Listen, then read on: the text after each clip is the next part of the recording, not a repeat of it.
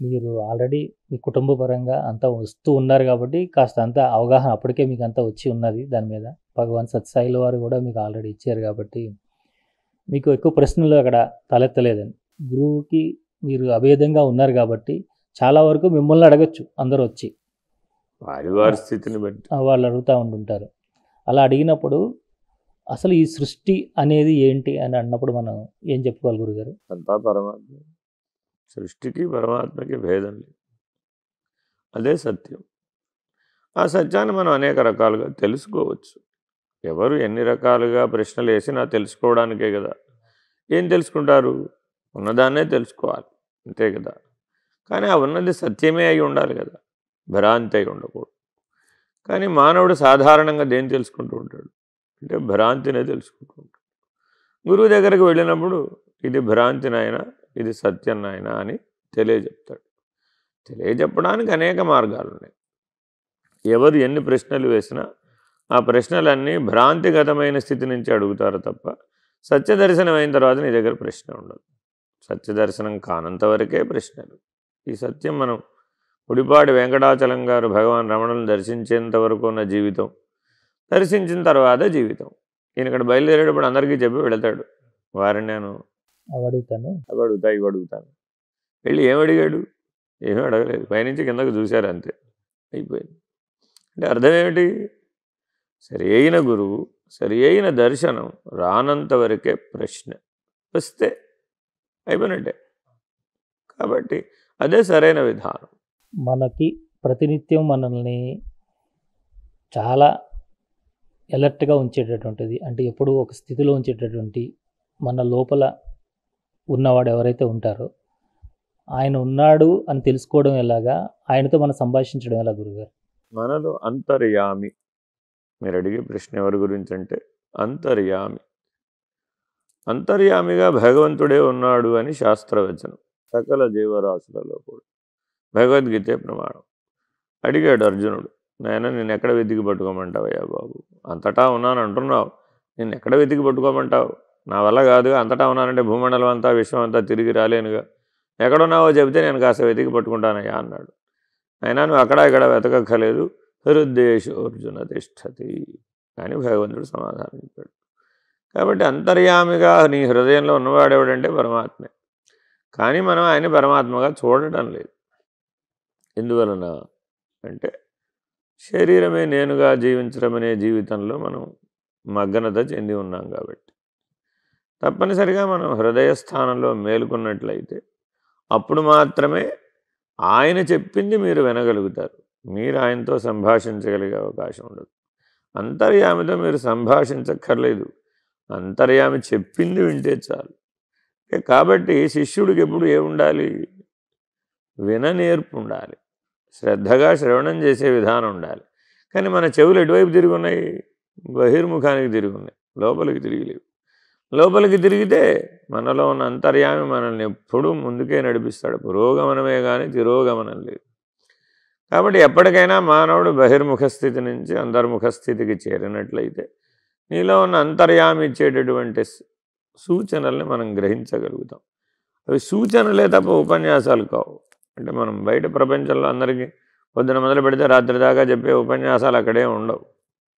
ఓ సూచన చేస్తాడంతే. ఏమిటని అర్జునుడు భగవద్గీతలోని అడుగుతాడు. ఏమిటయా అంటే ఉద్ధరేదాత్మనాత్మానం ఆత్మానం అవసాదయ ఆత్మైవ హ్యాత్మనో బంధు ఆత్మైవ రిపురాత్మన. అదే నాయన అంతర్యామి. నువ్వు ఉద్ధరించబడాలి అని నువ్వు ప్రత్యేకంగా పూనుకోవక్కర్లా, నీ లోపల ఆ లక్షణం సహజంగా ఉంది.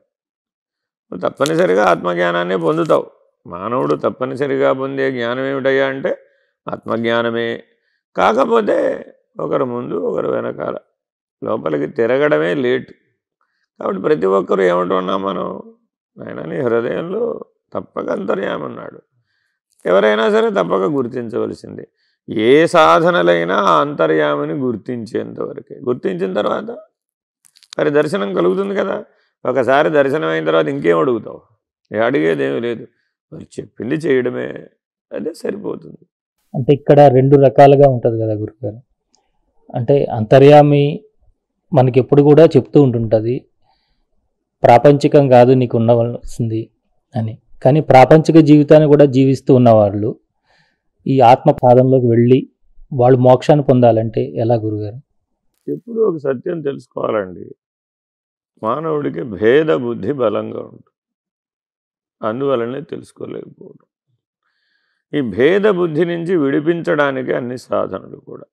అంటే మానవుడిలో వచ్చే మొదటి పరిణామం సమత్వ భావన.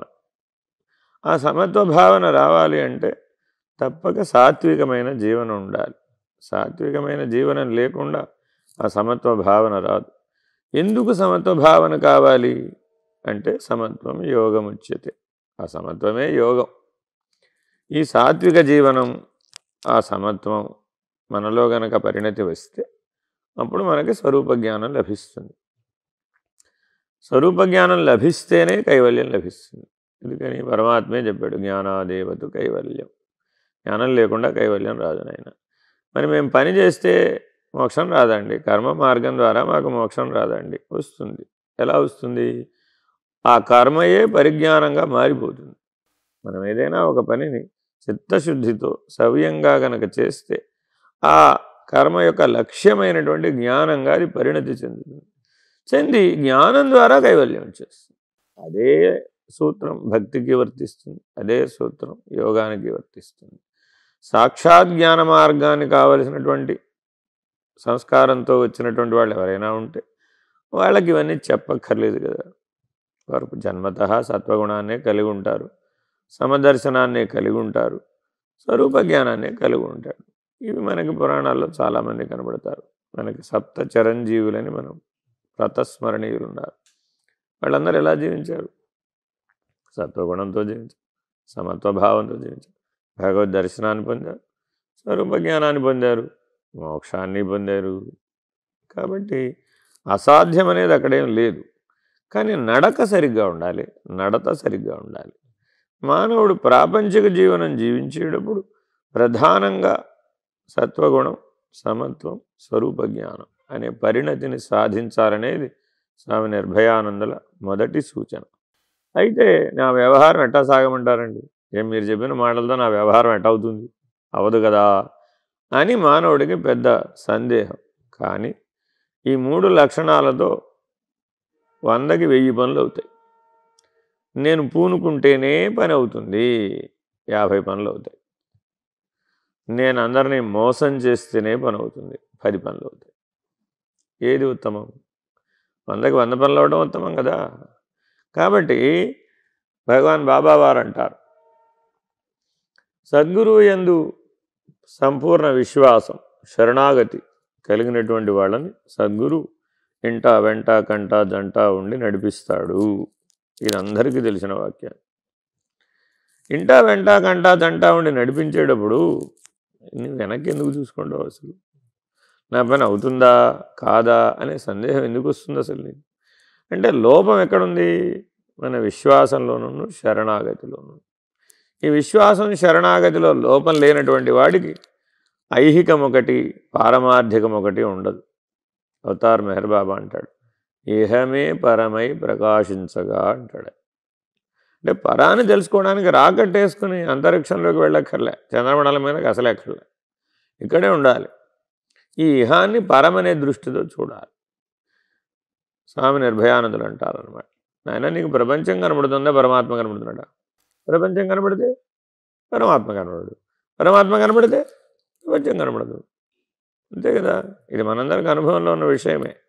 ఎంతో నానా కష్టాలు పడి ఒక సంవత్సరం పాటు క్యూ లైన్లో ఉండి అష్టదళ పాద పద్మారాధన టికెట్ కొనుక్కుని వెంకటేశ్వర స్వామి దగ్గరికి వెళ్ళి లోపల ఒక అరగంట కూర్చుంటాడండి.